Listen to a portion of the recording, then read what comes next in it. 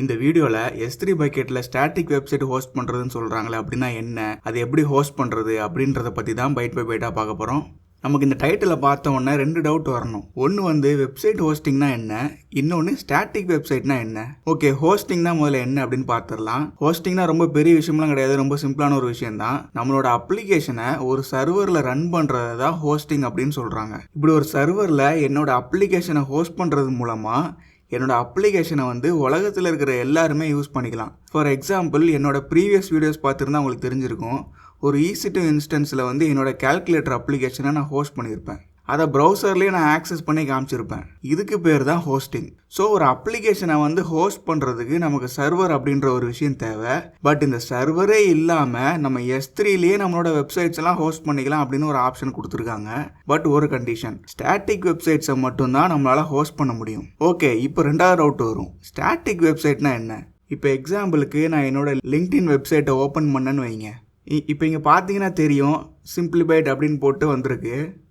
அது போக எனக்கு ரிலேட்டடான டாபிக்ஸ்லாம் வருது கரெக்டாக. ஸோ இதுவே நீங்கள் லாகின் பண்ணிங்கன்னா உங்களோட பேர் இங்கே வந்திருக்கும், உங்களுக்கு ரிலேட்டடான டாபிக்ஸ் இங்கே வந்திருக்கும். இதை டைனமிக் வெப்சைட் அப்படின்னு சொல்கிறாங்க. நான் லாகின் பண்ணவொன்னே எப்படி என்னோட அக்கௌண்ட்டோட பேர் வந்துச்சு, அது போக எனக்கு ரிலேட்டடான டாபிக்ஸ்லாம் எப்படி வருது.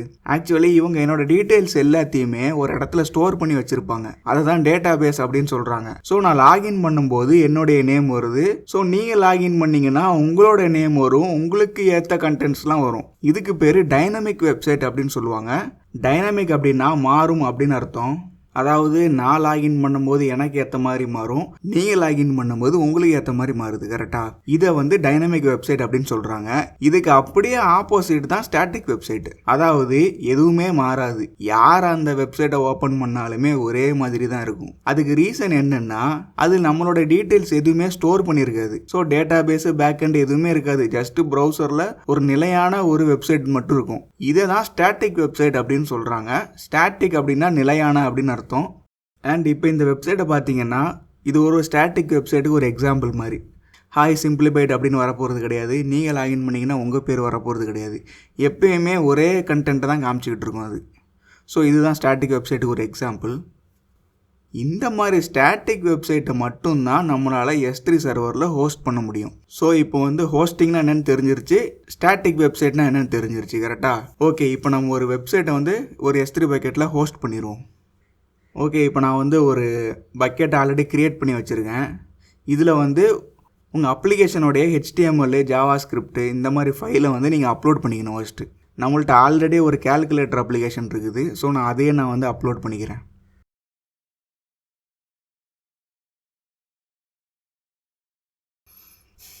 இப்போ பார்த்தீங்கன்னா calculator.html அப்படின்னு ஒரு ஃபைல் இருக்குது, இதை நான் அப்லோட் பண்ணிக்கிறேன்.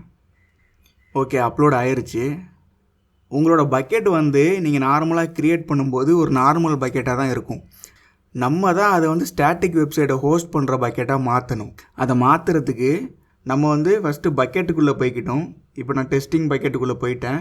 அதில் ப்ராப்பர்ட்டிஸ் அப்படின்னு ஒரு டேப் இருக்கும், அதை கிளிக் பண்ணணும்.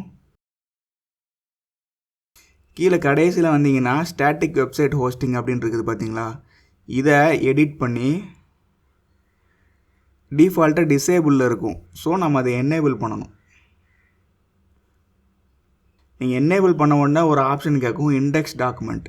இப்போ நம்ம ஒரு ஃபைல் அப்லோட் பண்ணோம்ல, அந்த ஃபைலோடைய நேமு தான் இங்கே கொடுக்கணும். மேபி நிறைய பேர் index.htmlனு நீங்கள் வச்சுருந்துருப்பீங்க பேர். பட் நான் calculator.htmlனு பேர் வச்சுருக்கேன். ஸோ அந்த நேமை நான் இங்கே கொடுத்துக்கிறேன். இப்போ நான் சேவ் சேஞ்சஸ் கொடுத்துக்கிறேன். இப்போ பார்த்தீங்கன்னா நம்ம பக்கெட்டுக்குன்னு சொல்லி ஒரு URL மாதிரி கொடுத்துருக்காங்க பார்த்தீங்களா. இதுதான் பக்கெட் வெப்சைட் எண்ட் பாயிண்ட் அப்படின்னு சொல்லுவாங்க.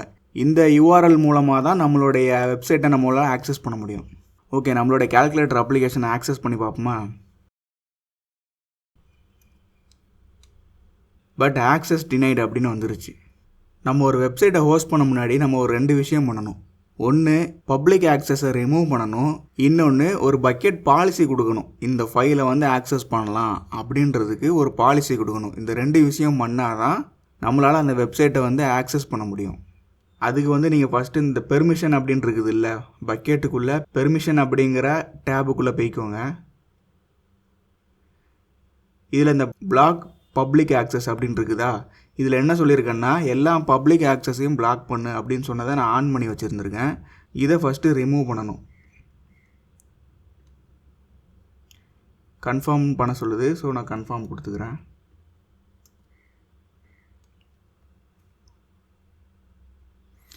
ஃபஸ்ட்டு ஸ்டெப்பு முடிஞ்சிருச்சு. இப்போ ட்ரை பண்ணி பார்ப்போம். இப்பயும் ஃபார்பிடனில் தான் இருக்குது. ரெண்டாவது வந்து பக்கெட் பாலிசி ஆட் பண்ணணும்.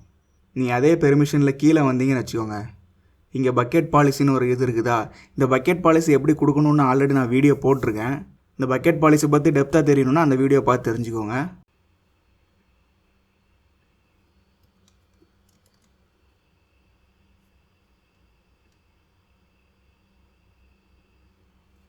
ஸோ நான் பக்கெட் பாலிசியை ஆட் பண்ணிட்டேன். இப்போ ட்ரை பண்ணி பார்ப்போம். இப்போ பார்த்தீங்கன்னா என்னோடய கேல்குலேட்டர் அப்ளிகேஷனை வந்து ஹோஸ்ட் பண்ணியாச்சு. இப்போ நம்ம என்ன பண்ணியிருக்கோம்னா, ஒரு சர்வர் எதுவும் இல்லாமல் ஜஸ்ட்டு S3 பக்கெட் மூலமாகவே நம்மளுடைய அப்ளிகேஷனை வந்து நம்ம ஹோஸ்ட் பண்ணியிருக்கோம் ஒரு S3ல. அவ்வளோதான் ஃப்ரெண்ட்ஸ். வீடியோ பிடிச்சிருந்தா லைக், ஷேர் அண்ட் சப்ஸ்கிரைப் பண்ணுங்கள். தேங்க்யூ.